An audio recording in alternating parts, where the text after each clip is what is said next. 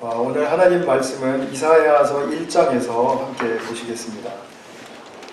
이사야서 1장 2절부터 4절까지 먼저 보고요. 그 다음에 18절부터 20절까지 보겠습니다. 제가 개정개혁으로 먼저 봉독을 하겠습니다. 하늘이여 들으라, 땅이여 귀를 기울이라. 여호와께서 말씀하시기를 내가 자식을 양육하였거늘 그들이 나를 거역하였도다. 소는 그 임자를 알고 나귀는 그 주인의 구유를 알건만은 이스라엘은 알지 못하고 나의 백성은 깨닫지 못하는도다 하셨도다. 슬프다 범죄한 나라여 허물진 백성이여 행악의 종자여 행위가 불패한 자식이로다. 그들이 여호와를 버리며 이스라엘의 거룩한 일을 만홀히 여겨 멀리하고 물러갔도다. 18절부터 보겠습니다. 여호와께서 말씀하시되 오라 우리가 서로 변론하자. 너희의 죄가 주홍 같을지라도 눈과 같이 희어질 것이요 진홍같이 붉을지라도 양털같이 희게 되리라. 너희가 즐겨 순종하면 땅의 아름다운 소산을 먹을 것이요 너희가 거절하여 배반하면 칼에 삼켜지리라. 여호와의 입의 말씀이니라. 아멘. 제가 세 번역으로도 읽어드리겠습니다. 하늘아 들어라, 땅아 귀를 기울여라. 주님께서 말씀하신다.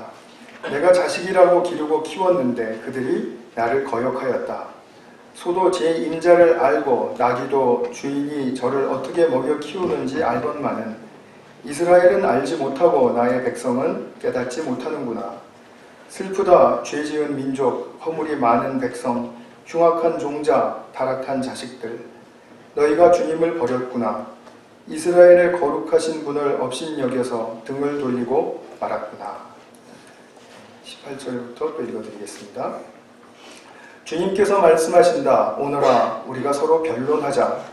너희의 죄가 주홍빛과 같다 하여도 눈과 같이 희어질 것이며 진홍빛과 같이 붉어도 양털과 같이 희어질 것이다. 너희가 기꺼이 하려는 마음으로 순종하면 땅에서 나는 가장 좋은 소산을 먹을 것이다. 그러나 너희가 거절하고 배반하면 칼날이 너희를 삼킬 것이다. 이것은 주님께서 친히 하신 말씀이다. 아멘. 이번 주부터 이제 선지서를 책별로 살피도록 하겠는데요. 이사야서가 이제 가장 먼저 나오죠. 첫 번째 책이 됩니다. 이사야서는 1장부터 66장까지 아주 긴 방대한 책입니다. 그래서 두 번에 나누어서 볼 텐데요. 또 내용적으로도 이렇게 잘 구분이 되어 있습니다. 오늘 함께 개관을 하실 1장부터 39장까지를 제1 이사야서라고 하고요. 그 다음에 이제 다음 시간에 보실 40장부터 66장까지는 이것도 또 둘로 나누어서 59장까지 제2 이사야서, 그리고 끝에 부분을 제3 이사야서 이렇게 이제 나눕니다. 내용이 이제 조금 좀 전환되는 그런 부분이 있기 때문에 이렇게 이제 나누어지게 됩니다. 이사야서는 굉장히 긴 책이지만 물론 시편보다는 짧죠. 시편은 150편이니까요. 근데 학자들이 이제 조사를 해본 결과 시편에 나와 있는 어휘 사용이나 이런 어떤 표현들보다도 훨씬 더 짧은 이사야서에 더 다양하고 더 많은 어휘의 그 용례가 드러나고 있다 이렇게 말합니다. 그러니까 이사야서는 굉장히 내용을 표현하는데 풍부하고요. 그리고 그래서 우리가 인용하는 구절들이 참 많죠. 이사야서에서. 이사야서는 굉장히 중요한 의미를 갖습니다. 이렇게 이제 정말 잘 쓰여진 우리가 글을 이제 대하고 계시니까 집에 가셔서 꼭 이사야서를 꼼꼼히 잘 한번 읽어서 이사야서 완독을 한번 시도해 보시기 바랍니다. 제가 지난주에 설교에서 이제 선지서 전체를 개관할 때 선지자들의 그 권면을 두 가지의 말씀으로 이제 축약할 수 있다 이렇게 말씀을 드렸습니다. 그것은 바로 들어라, 주님의 말씀을 들어라 이고 그 다음에 주님께로 돌아오라 이런 말이었죠. 오늘 이제 1장 2절 이게 첫 번째 이제 말씀이 딱 선포되는 그 시점에서 하는 말이 바로 그거죠. 하늘아 들어라, 땅이여 귀를 기울여라, 들어라. 지금 들으라는 말입니다. 그래서 이 들어라, 또 돌아오라, 또 18절에 보시면은 너희가 내게로 오라, 그리고 변론하자. 오라, 돌아가는 거죠, 주님께로. 그래서 들으라, 돌아오라, 이 말을 꼭 이제 깊이 새기시고, 그리고 이제 이 선지서를 보시는 동안에 이 메시지를 자꾸 기억해 주시기 바랍니다. 이사야라는 그 이름의 말의 뜻은 여호와는 구원이시다라는 뜻입니다. 이사야는 이제 결혼도 했었고요. 했었고가 아니라 했고요. 그 다음에 아들도 이제 최소한 둘 이상은 있었던 것 같습니다. 그래서 그 아들 둘이 이제 선지서에 등장을 하거든요. 그리고 또 다른 선지자들과는 대조적으로 선지자로서 이제 궁중에 드나들면서 정치에 관여했던 사람이라고 알려져 있습니다. 그런데 이제 아하스 왕, 그러니까 이제 이사야는 우시야, 그리고 요담, 아하스, 히즈기야, 이렇게 네 왕의 시대에 걸쳐서 사역을 했는데, 세 번째 왕이었던 아하스 왕 때 이제 좀 큰 충돌이 있었던 것 같아요. 이사야의 그 이제 대언과 아하스가 추구했던 그 정책과 굉장히 이제 반대가 되고 충돌이 되니까 이제 그때로부터는 이제 이사야가 정치에 관여하지 않은 것으로 그렇게 알려져 있습니다. 신앙적으로 가장 타락한 왕이 아하스였거든요. 근데 이 아하스가 이제 어떻게 했는지는 이제 구체적으로는 이사야서를 보시면서 우상 숭배와 또 열방에 의지하는 것과 자기 사리 사역을 차리는 것과 뭐 하여튼 뭐 여기 기타 등등 이제 그런 많은 그 타락의 삶이 그에게 있었습니다. 배경을 우리가 잠깐 보시면은요, 지난주에 제가 도표를 보여드렸었는데, 한번 좀 띄워주세요. BC 1000년이라 그러면은 이제 다윗의 왕조가 시작하는 때다. 그리고 다윗과 솔로몬의 그 통일 왕국이 이제 지속되었습니다. 그 다음에 922년에 이제 남북으로 분열된다고 했죠. 그래서 북쪽 이스라엘, 남쪽 유다 이렇게 이름이 명명됩니다. 그런데 북이스라엘은 아시리아라는 제국에게 722년에 패망하죠. 그래서 많이 이제 흩어지게 됩니다. 이 민족이 없어지게 됩니다. 그런 다음에 한 150년 정도 지나서 586년에 바벨론이 등장하면서 남유다를 침공했죠. 그래서 남유다가 또 망합니다. 예루살렘 성도 회파가 되고요. 그 다음에 70년 정도가 지난 다음에, 물론 586년에서 536년은 지금 저희 몇 년입니까? 50년이죠. 그러나 저거는 586년은 이제 완전히 패망했던 시기고요. 포로로 끌려갔던 첫 번째 포로기는 605년에 시작합니다. 이 다니엘이 끌려갔던 그때입니다. 그때로부터 536년 하니까 70년이 되는 거죠. 70년 포로 생활을 하다가 이제 바사 제국, 페르시아 제국이 이제 바벨론을 또 이렇게 진압을 하면서 이제 1차로 귀환하고요. 그 다음에 450년 전후로 해서 이제 2차, 3차 포로들이 이제 귀환을 합니다.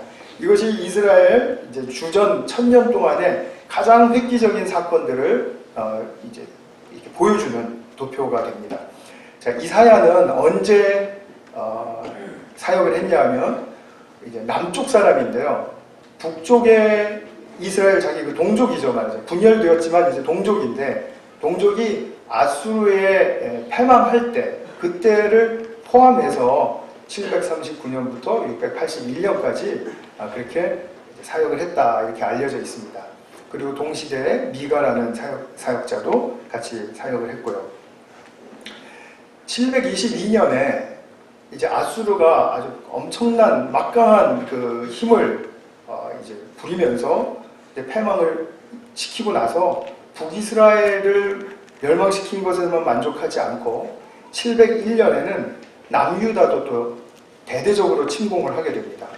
그때가 이제 히스기야 왕 때인데요. 이 대대로 침공할 때 이제 남유다는 너무 약하니까 아수르 제국에 비하면 아주 이제 덜덜 떨었던 거죠.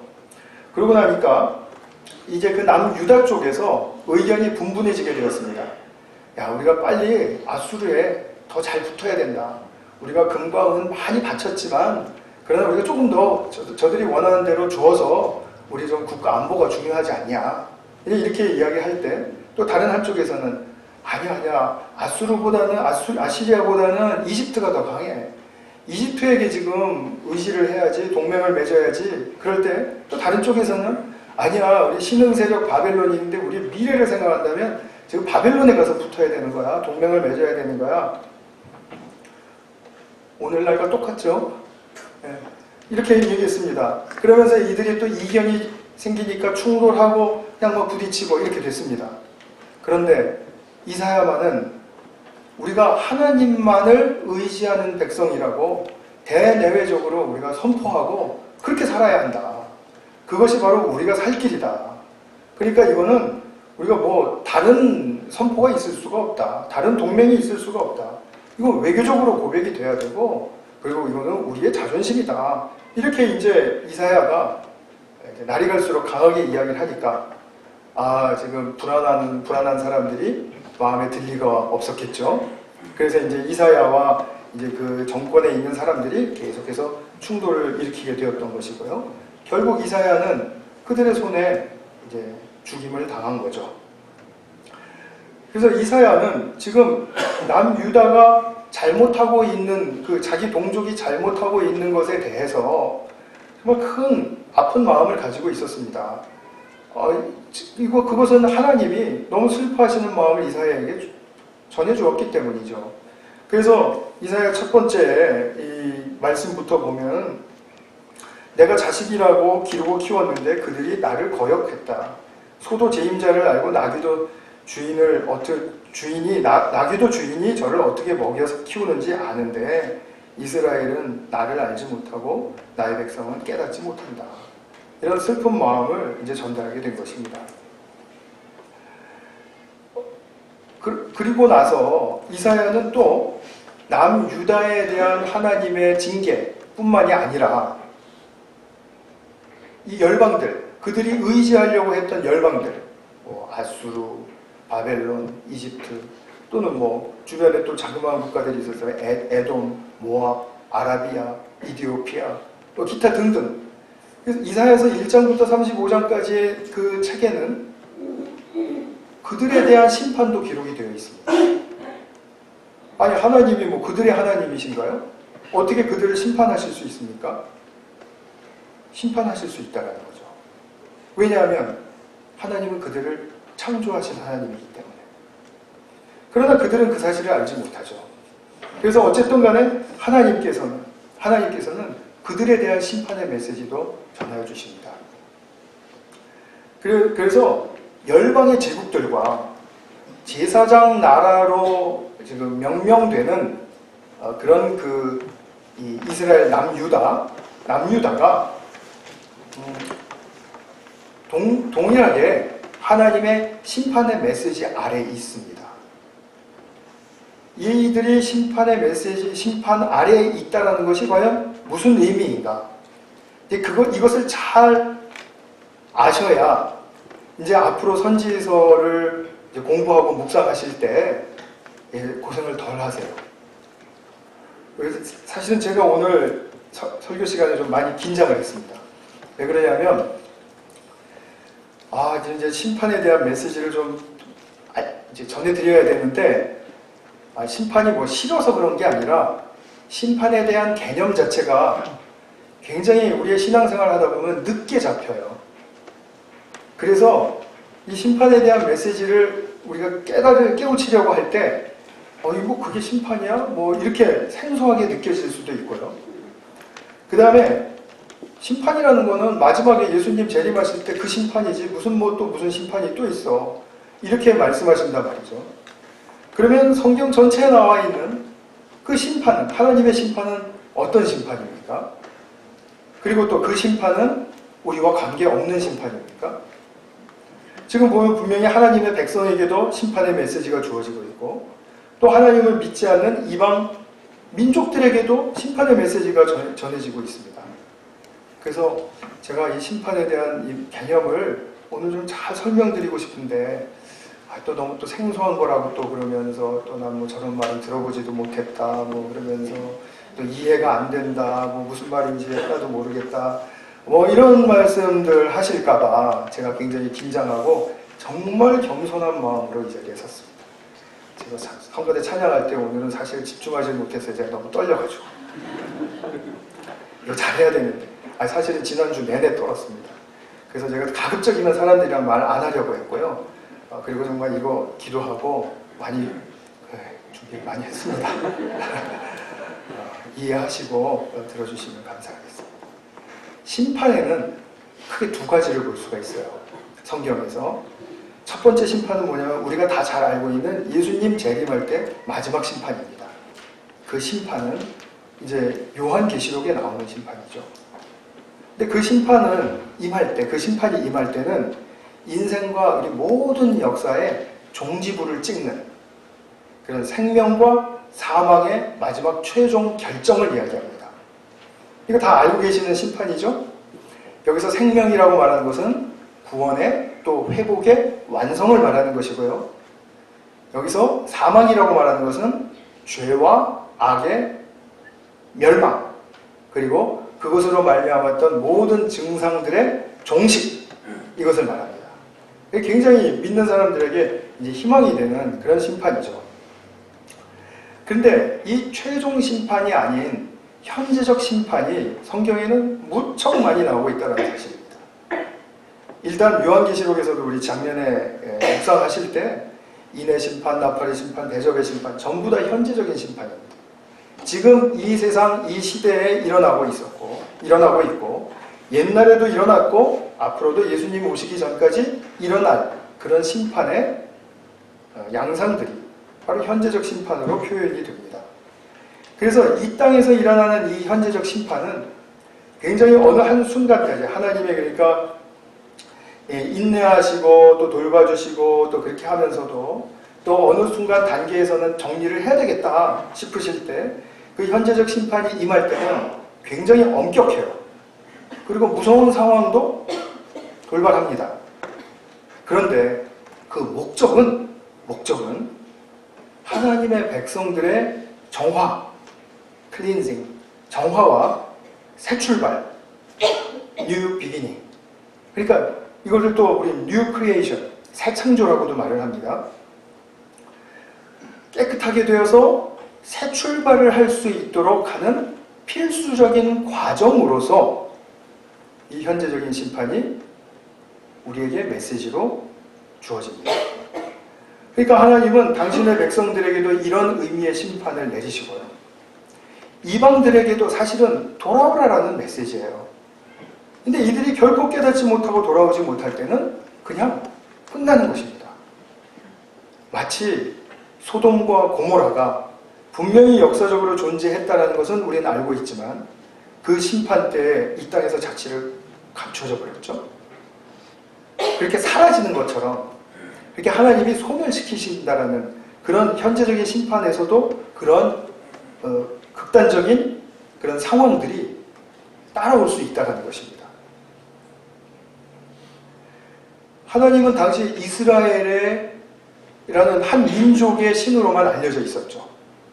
그러나 사실은 온 세계를 창조하신 분이고 또 온 세계를 대상으로 구원의 은혜를 베푸시는 분이고 또 그렇기 때문에 창조하셨고 구원을 베푸실 수 있는 모든 권세가 있다면 그분은 바로 심판의 권세도 있으셔야죠. 만드실 권세가 있으시다면 패할 권세도 있으셔야죠. 그거는 할 수 없다라고 이야기하면 하나님의 권세를 인정하지 못하는 결과가 되는 것이죠. 혹시 너무 더우시면 저 뒤에 히터는 좀 끄셔도 좋겠습니다. 지금 잠이 솔솔 오시는 분들이 많은 것 같은데 제가 적극적으로 그 잠을 방해하겠습니다. 네. 안 추우시죠? 네, 꺼도 되죠? 네, 감사합니다. 그래서 오늘 1장 이제 본문 뒤에 25절부터 보시면은 하나님이 이런 말씀을 하세요. 이제 다시 내가 너를 때려서라도 잿물로 찌꺼기를 깨끗이 씻어내듯 너를 씻고 너에게서 모든 불순물을 없애겠다. 옛날처럼 내가 사사들을 너에게 다시 세우고 처음에 한 것처럼 슬기로운 지도자들을 너에게 보내주겠다. 뭐 모세나 뭐 기타 사사들이나 또 사무엘이나 이런 이제 지도자들을 말하는 것이겠죠. 그런 다음에야 너를 의의 성읍, 신실한 성읍이라고 부르겠다. 이것이 하나님의 목적이에요. 그러니까 하나님이 때려서라도 이르게 하고자 하는 목적지는 바로 신실한 성읍이라고 부르기를 원하시는 바로 그 존재이고, 아름다운 성읍이라고 부르기를 원하시는 바로 그 존재입니다. 그래서 이 하나님은 심판의 메시지를 주저하지 않으세요. 그 마음을 배운 선지자들은 정말 좀 너무 그 상황에서 그렇게 많이 심판의 메시지를 전하기가 쉽지 않았을 텐데 그냥 액면 그대로 다 전하는 것 같아요. 정말 대단한 분들이에요. 그래서 정말 우리가 이사야뿐만이 아니라 모든 선지자들을 볼 때 처음부터 심판의 메시지가 이렇게 육중한 비중으로 이렇게 선포가 됩니다. 그리고 심판의 메시지는 점점 줄어들어요. 그래서 도표를 좀 보여주세요. 이사야서 1장부터 66장까지 보신다면은, 자, 그 다음. 네, 심판의 메시지가 이렇게 컸다가 이렇게 쭉 줄어들어요. 그 대신에 지나가면서, 물론 1장에서도 구원의 메시지는 있죠. 회복의 메시지가 있습니다. 그것이 회복의 메시지가 점점 더 갈수록, 끝으로 갈수록 회복과 위로의 메시지가 더 커집니다. 그래서 사실은 오늘 이 시간보다는 다음 시간을 더 기대하셔도 마땅합니다. 그런데 오늘 하시는 이 내용을 모르면 회복과 위로가 무슨 의미가 있는지를 몰라요. 그래서 제가 말씀드리고자 하는 것입니다. 그래서 제가 심판에 대한 이제 그 개념을 또 이 뜻을 설명드리려고 하는데, 그것과 더불어서 꼭 아셔야 될 건 뭐냐면 창조의 개념을 이해하는 것입니다. 많이들 알고 계시겠지만 제가 이제 빠른 속도로 좀 복습하겠습니다. 창조란 무엇입니까? 창조란 창세기 1장에 보면 창조 전의 상태가 묘사되어 있죠. 창조되기 전의 상태는 무엇입니까? 어둠과 흑암과 공허, 무질서한 상태라는 거예요. 그리고 거기에는 조화가 없습니다. 그러니까 이 무질서한 거대한 한 덩어리로서 존재하고 있었다라는 그런 뜻이에요. 아무것도 없었다라기보다는 뭔가 혼란스러운 상태가 있었다라는 뜻입니다. 창세기 1장 2절은 바로 그것을 말합니다. 성경 어디에도 창조 전에 아무것도 없었다라는 말은 없어요. 그건 우리의 상상 외 그 창조의 개념을 우리가 좀 너무 앞질러 간 거예요. 물론 그런 의미도 있습니다만, 혼란 속에 한 떡덩어리 같이 큰 혼란 속에 한 덩어리가 있었는데, 고대 사회에서는 그 혼란의 덩어리를 물이라고 불렀습니다. 물, 우리가 말하는 워터. 그 물이 있었어요. 근데 거기서 이제 빛이 들어가게 하시고, 그래서 빛이 들어가게 하니까 그 반대쪽으로 어둠이 또 있게 하시고, 그 다음에 낮이 있게 하시고 밤이 있게 하시고, 그래서 기타 등등으로 해서 그 혼동스럽고 혼탁스러운 한 덩어리를 구별해 내시기 시작합니다. 그래서 하늘이 생기는 거고요. 물이 갈라지니까 여기 공간이 생겼는데 그걸 하늘이라고 말했어요. 그리고 이 물에서 뭔가 올라오게 하셨는데 그것을 땅이라고 불렀어요. 그래서 하늘과 땅이 창조가 된 것이죠. 그런데 하늘과 땅은 구별될 수 있는 존재들이죠. 그리고 하늘에 채워 넣으셔야 할 피조물들을 지으셨습니다. 새들이죠. 또 땅에 채워야 할 피조물들을 만드셨습니다. 동식물들이죠. 바다도 또 채워 넣으시고요. 그래서 모든 이 우주를 보면 땅과 하늘과 바다죠. 크게 보면 거기에 모두 각각이 살 수 있는 생물들을 배치를 해 놓으시고 그것들의 역할과 기능을 독특하게 다 주심으로써 그들이 잘 공생하게 해주신 거예요. 말하자면 그들이 공생하기 위해서는 이 창조의 질서가 잘 지켜져야 됩니다. 그래서 질서의 상태를 이루십니다. 그리고 질서의 상태만 이룰 뿐만이 아니라 이런 것들이 다 조화를 이루어요. 그래서 참으로 귀한 그런 그 아름다운 하나님의 창조계를 이제 표현하시는 거죠.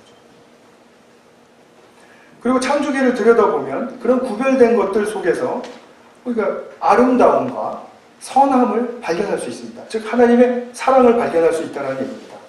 우리가 이 앞에 양난이 있는데 양난 보면 볼수록 참 귀하고 아름답죠.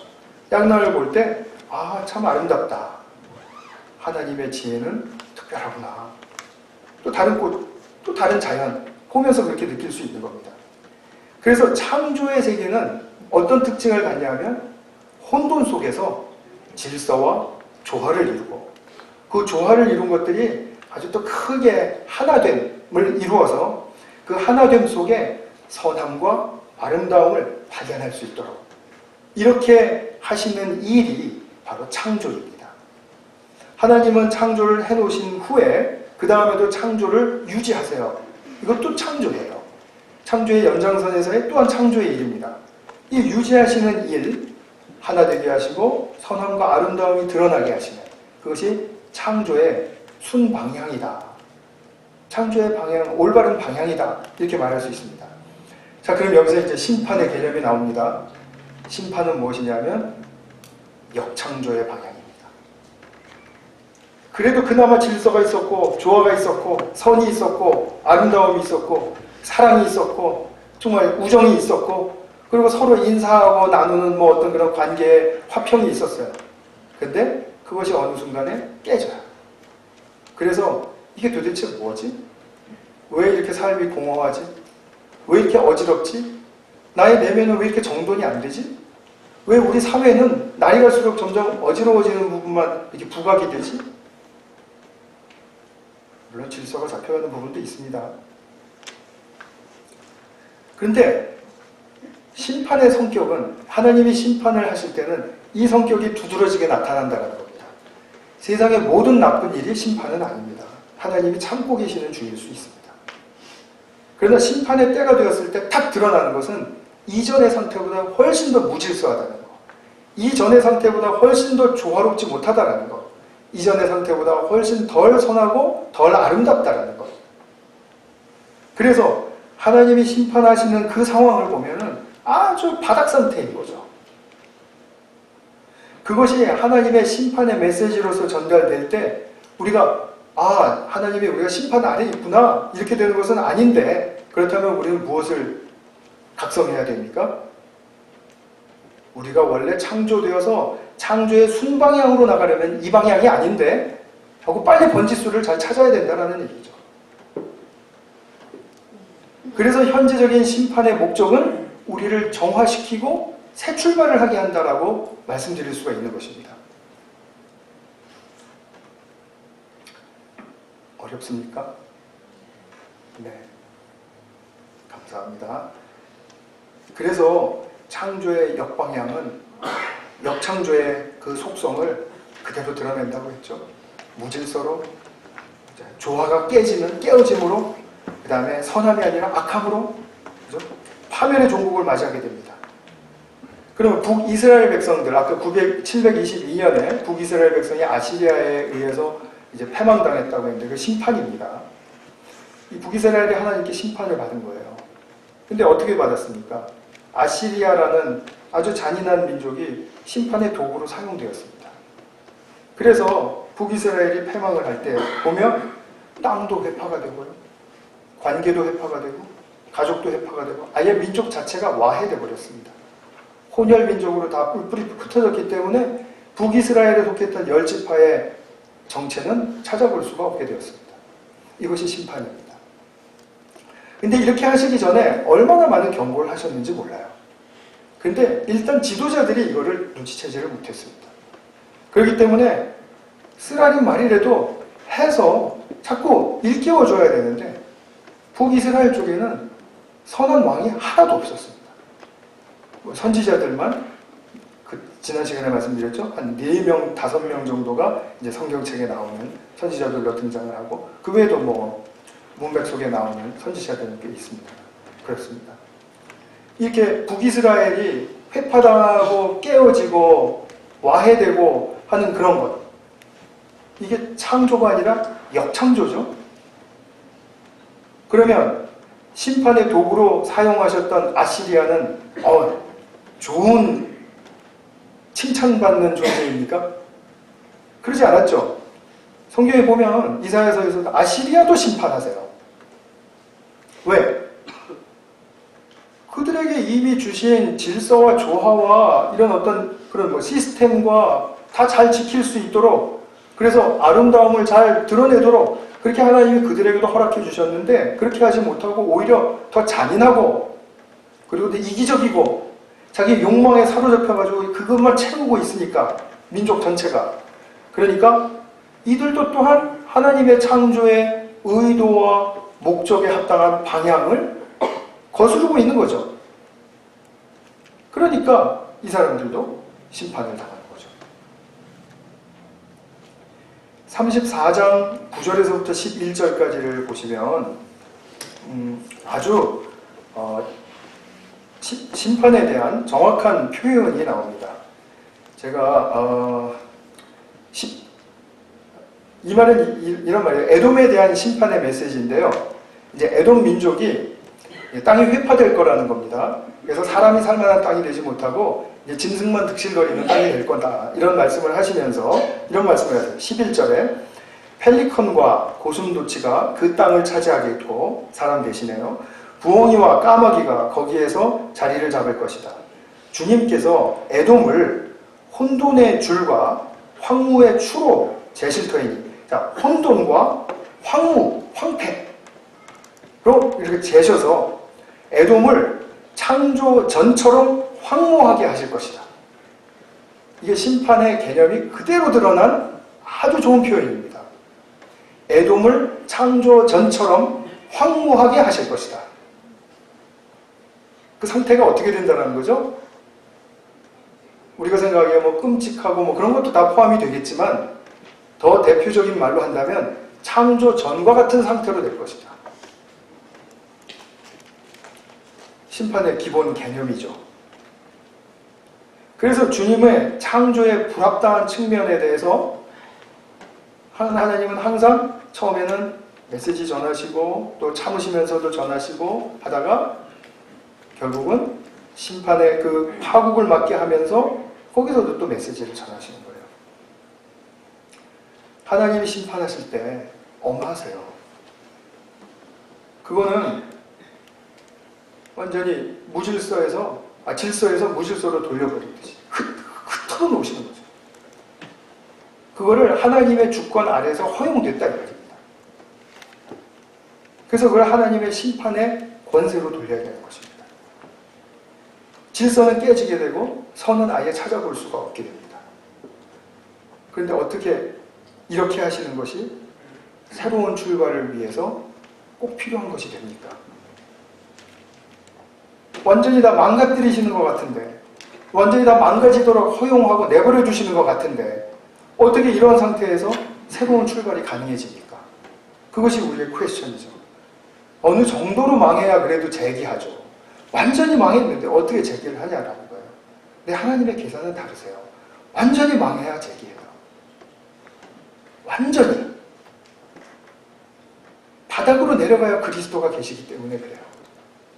상상도 초월할 수 없는 낮아지심의 그 그리스도의 십자가라는 것은 우리의 인생의 바닥의 바닥입니다. 거기서 돌아가셨습니다. 그리고 그 더 밑에 있는 무덤에서 부활하셨습니다. 그렇다면 그리스도를 어디서 만날 수 있는 거죠? 우리가 잘 되고 신나고 즐겁고 승승장구하고 성공하고 칭찬받고 좋을 때? 아닙니다. 그리스도는 내 인생의 바닥에서 만날 때 진짜 그리스도를 만납니다. 그분의 진수가 거기서 드러납니다. 여러분, 이 복음의 핵심에 해당하는 삶과 연결된 이 내용을 꼭 기억해 주시기 바랍니다. 그리고 새로운 삶의 출발이라는 것은 내 삶의 새로운 의미와 또 새로운 가치를 찾게 하신다라는 의미가 뭐냐면, 아, 내가 이래서 창조되었지 라는 창조의 목적을 찾았다는 뜻입니다. 내가 왜 살아야 되는지 하나님으로부터 창조의 목적을 찾았다. 그리고 그것을 생각할 때 선지자들의 심판과 구원의 메시지는 한마디로 심판의 메시지는 창조 이전의 상태이고, 구원의 메시지는 창조의 새 출발을 살게 하시려는 새 창조의 메시지이고, 바로 그것입니다. 그래서 하나님께서 이 새 창조의 목적을 가르쳐 주시기 위해서 들어라, 그리고 내게로 돌아와라, 이렇게 말씀을 하시는 거죠. 그래서 마지막 단락 속에서 우리가 보게 되면 하나님은 들어라 하고 오라고 하시는 이유가 이제 창조의 속에 얼마나 큰 축복이 의도되었는가 하는 그 비밀을 들어야 알기 때문에, 그죠? 내가 왜 존재해야 되고 이 세상은 왜 하나님의 뜻대로 가야 하고 하는 그 비밀스러운 뜻을 우리가 들어야만 알기 때문에, 그리고 주님과 함께 동행하고 주님께로 돌아간 그 상태에서만이 그 창조의 방향을 잘 갈 수 있도록 우리를 유지시켜 주시고 또 그것으로 말미암아 복을 부어주실 수 있기 때문에, 그래서 들으라고 그러고 오라고 하시는 거죠. 제가 늘 말씀드리지만 사람은 먼저 듣는 존재로 지어졌습니다. 우리의 실생활에서도 듣지 않고 자기 말만 많이 하면 어떻습니까? 내가 오늘 정말 하고 싶은 말 충분히 했다, 충만하다, 이렇게 느끼시나요? 아니면 허무하죠. 왜? 사람은 들은 말이, 진짜로 듣는 말이 없으면요, 삶이 허무해질 수밖에 없습니다. 그래서 우리가 인터넷 뒤적뒤적 하면서 좋은 말이를 하나 챙겨가지고 메모해두고 그래서 그러는 거 아닙니까? 그거 들어보려고? 근데 우리가 이 하나님의 비밀스러운 창조의 목적에 관해서 이것이 얼마나 축복의 삶으로 향하게 하는 목적을 가지고 있는지를 우리가 듣는다면 우리의 삶은 달라지는 거죠. 타락한 사람이 죄에 빠져 있을 때, 그 죄에서 헤어나오기를 원치 않을 때, 죄에 더욱더 탐닉될 때 더더욱이 듣기가 어려워집니다. 듣기를 원하지 않습니다. 여러분 그거 아시죠? 화날 때 다른 사람 말 듣고 싶습니까? 불안할 때 다른 사람 말 듣고 싶습니까? 불안할 때 많이 물어보기는 해요. 어떻게 되는 거죠? 왜 이렇게 되는 거죠? 어떻게 하면 돼? 이렇게 많이 물어는 봐요. 그런데 정작 답을 들을 때는 안 들어요. 그리고 계속 불안하기로 작정해요. 그 불안을 작정하는 힘으로 살아가는 사람들이 아닙니다.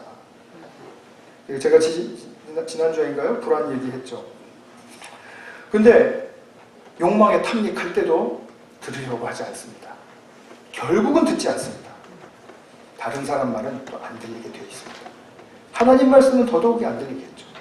조용하게 인격적으로 하시는 말씀이 들릴 리가 없겠죠. 그러나 주님은 제가 지난주에 말씀드린 것처럼 3,500년 넘게 당신의 백성들을 부르신 다음에 계속 우리가 듣기를 원하십니다. 계속 듣기를 원하십니다. 왜냐하면 들을 때, 진정으로 들을 때만 인격적인 관계가, 진짜 관계가 형성될 수 있기 때문에 그래요. 안 듣고 그냥 강제적으로 하고 이렇게 몰아붙여서 하고 할 수 있죠. 그러나 그렇게 하는 것은 인격적인 관계가 충만해지지 못해요. 결국은 신앙의 풍성함을 떠나게 된다는 말입니다. 그래서 심지어는 당신의 백성들로 일단 삼아놓지 않은 이방 민족들에게도 자율적으로 회복을 원하시는 겁니다. 듣는 것이 최고의 선한 방법이기 때문에 그렇습니다. 그래서 본문 2절에서부터 9절까지를 보시면 백성들의 죄를 막 폭로하시면서 급기야 10절에서는 뭐라고 말씀하시냐면 좀 심한 말씀하시는데 들어보세요. 너희 소돔의 통치자들아, 주님의 말씀을 들어라. 여기서 또 들어라. 너희 고모라의 백성아, 우리 하나님의 법에 귀를 기울여라. 이것도 또 들으라요. 근데 소돔과 고모라는 어땠습니까? 아예 멸망해서 있지도 않은 아주 최고의 심판의 대상이었습니다. 그들에게는 상징적으로 그런 의미가 있습니다. 오늘날 우리에게도 마찬가지죠. 그런데 그들이 마치 소돔과 고모라 같다라는 겁니다. 나는 그렇게 심하지 않은데요? 이렇게 말할 수 있겠죠? 그런데 아직 주님의 말씀이 들리지 않아서 그런 거예요. 그 말씀은. 그래서 주님의 말씀이 들리는, 마음을 들을 수 있는 그 귀가 열려야만 진정한 변화가 일어날 수 있다라는 것을 보여주시기 위해서 1장부터 5장까지는 이스라엘 남유다 백성들 막 이렇게 지적하고 혼내시는 그런 말씀들 하다가, 물론 그 중에는 위로의 메시지도 가끔 나옵니다만, 그러다가 6장으로 딱 넘어가게 되면 무슨 일이 있습니까? 이사야를 부르시는 사건이 있죠. 성전에서 이사야는 말을 굉장히 많이 하던 사람이었나 봐요. 그러니까 이 말 때문에 심판을 당한다고 자기가 그렇게 생각을 했어요. 그래서 6장 자세하게 보지는 않겠지만 그의 입이 숯불로 지져져서 이제 말을 못하게 된 겁니다. 그런데 딱 보니까 스랍들, 천사들이죠. 성전의 천사들이 아름답게 존재하고 있는 것을, 움직이고 있는 것을 봤어요. 그거를 이사야는 주님을 뵈었다, 만났다. 말하자면 주님께 나 돌아왔구나. 여기가 바로 주님 앞이로구나. 그걸 알게 된 거예요.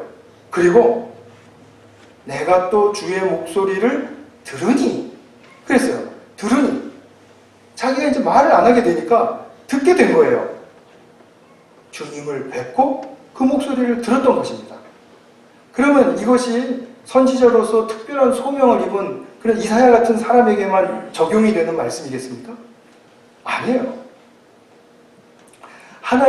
이러한 하나님과의 만남이 이루어졌을 때 이사야가 이렇게 회복되고 또 새로운 출발을 하고 새로운 일에 헌신할 수 있게 되었듯이, 주님을 뵙고 주님의 목소리를 듣는 모든 사람은 이렇게 새롭게 회복되는 인생, 새롭게 회복되는 나라 속에서 우리가 운명을 새롭게 맞이할 수 있다.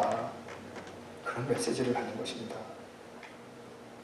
그러면 듣고 주님께로 돌아갔을 때 주님과 뭐 합니까? 잘했다. 맞아요. 잘했다고 굉장히 기뻐하실 거예요. 그런데 오늘 이사야서 1장 18절의 말씀에는 조금 더 자세하게 나오죠. 뭐라고 말씀 나옵니까? 주님께서 말씀하신다. 오너라.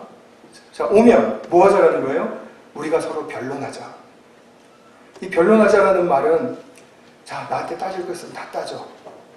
내가 가르쳐 줄 거 있으면 다 가르쳐 줄게. 그 대신 잘 들어봐. 그리고 우리 이 상황 끝내자, 이제.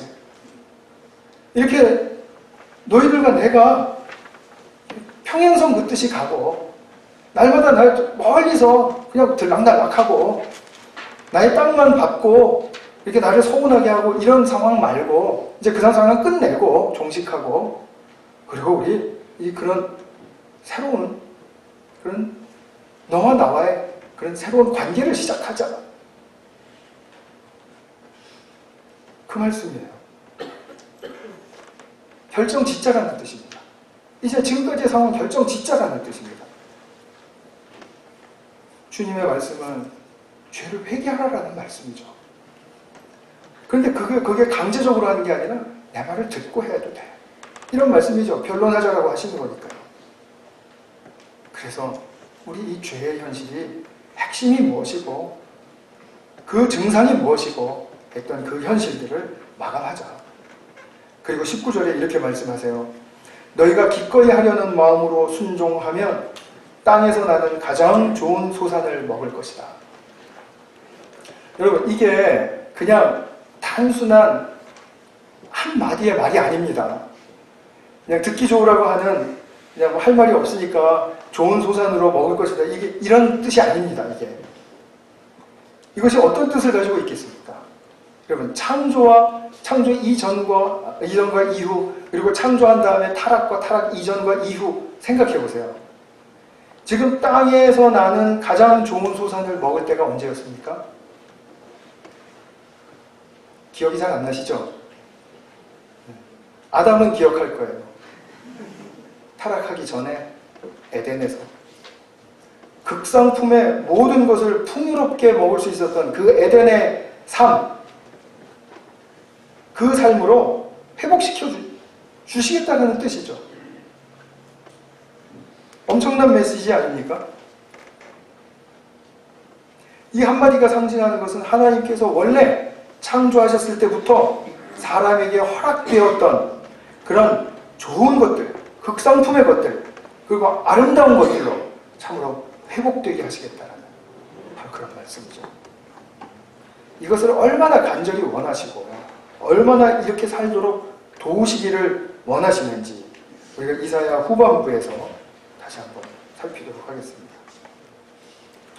자, 오늘 좀 개념 정리가 되셨는지 모르겠습니다만 제가 말씀드린 큰 두 주제가 있습니다. 첫 번째는 심판은 하나님의 역창조의 성격을 갖는다.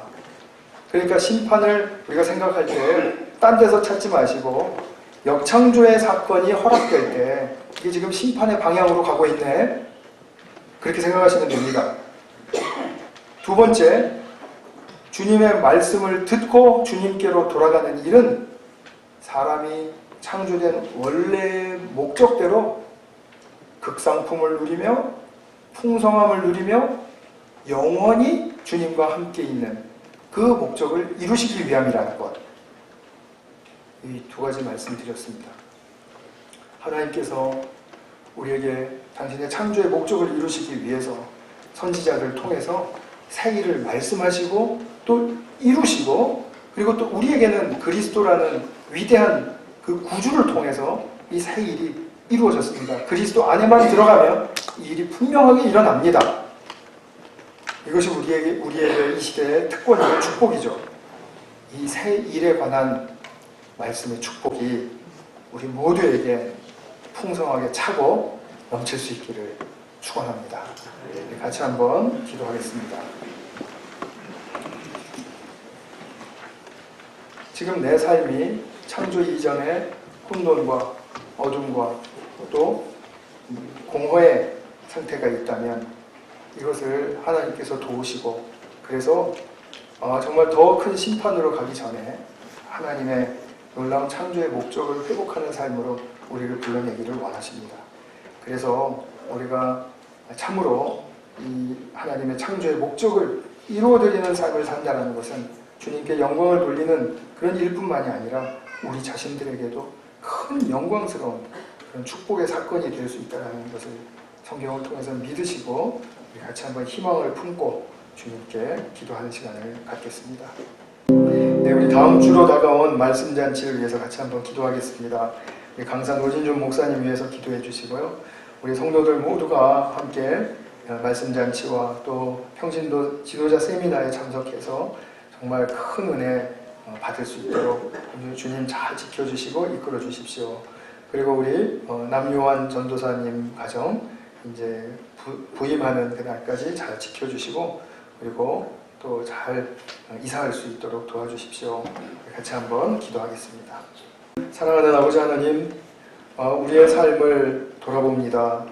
그때 우리는 창조의 순방향으로 나아가고 있는지 또는 창조의 역방향으로 달려가고 있는지 우리가 참으로 성찰하지 못할 때가 많이 있었습니다.